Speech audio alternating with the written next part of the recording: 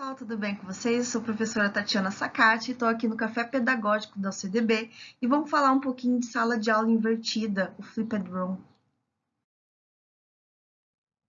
Esses são Jonathan Bergman e Aaron Sands. Na verdade, não são eles, são atores que vão representá-los nessa resenha. Ambos escreveram o livro Sala de Aula Invertida, onde eles contam a trajetória de como eles chegaram a utilizar essa metodologia, considerada uma metodologia ativa. Ela faz parte do modelo de rotação dentro do ensino híbrido.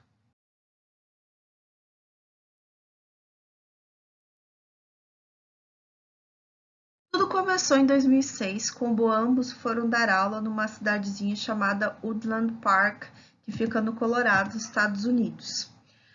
De acordo com o censo de 2000 dos Estados Unidos, Woodland Park tinha em torno de 6.515 habitantes. Para a gente ter uma ideia, Campo Grande, de acordo com o censo de 2010, tinha em torno de 774.202 habitantes.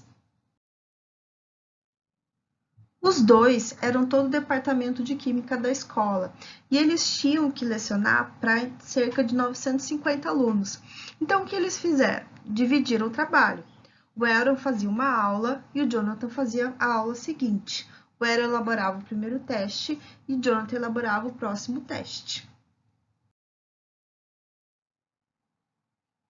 A escola onde eles lecionavam era relativamente rural e os alunos praticavam muitos esportes e faziam outras atividades e passavam muito tempo no trajeto do ônibus. E aí eles tinham um pouco de dificuldade de acompanhar as disciplinas e de estar presente nas aulas. Até que um dia o mundo deles mudou. O Aaron viu numa revista e já mostrou para o Jonathan um software que gravava apresentações no PowerPoint com voz e anotações e ainda passava para vídeo.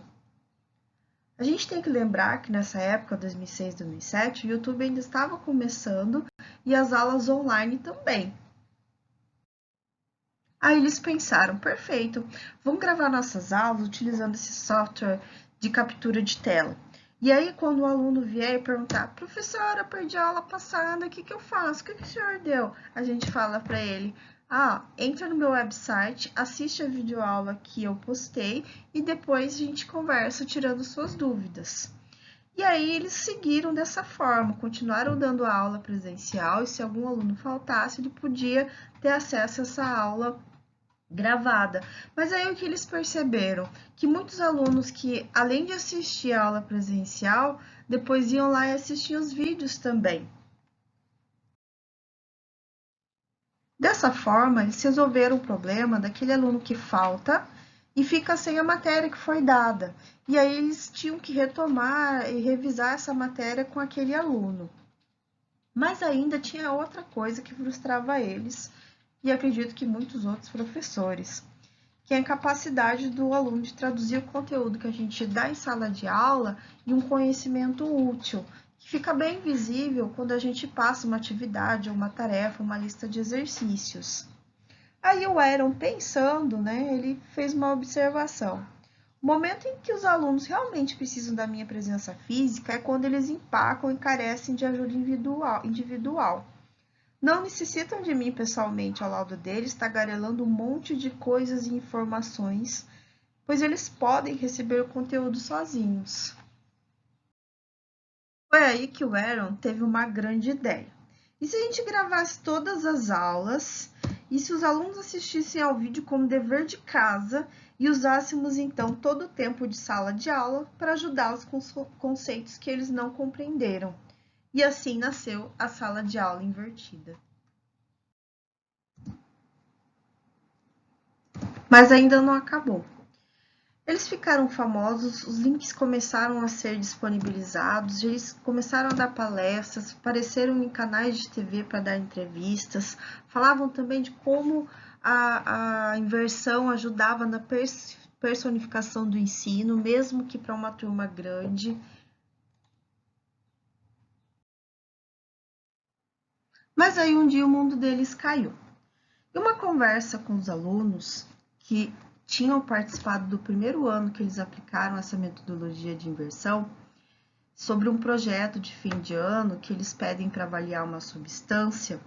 Eles perceberam que mesmo que eles já tinham realizado esse experimento em anos anteriores, eles ficaram surpresos porque eles notaram que, por mais que esses alunos tivessem tido melhores resultados com a metodologia invertida nos testes que os grupos anteriores, algumas respostas durante a entrevista davam a impressão de que eles tinham estudado apenas para o teste, em vez de realmente dominarem os conceitos essenciais a serem aprendidos. Depois de muita reflexão, eles concluíram que, apesar dos melhores esforços que eles tiveram para atender às necessidades dos alunos, eles ainda estavam impondo currículos aos estudantes, estivessem eles preparados ou não para avançar.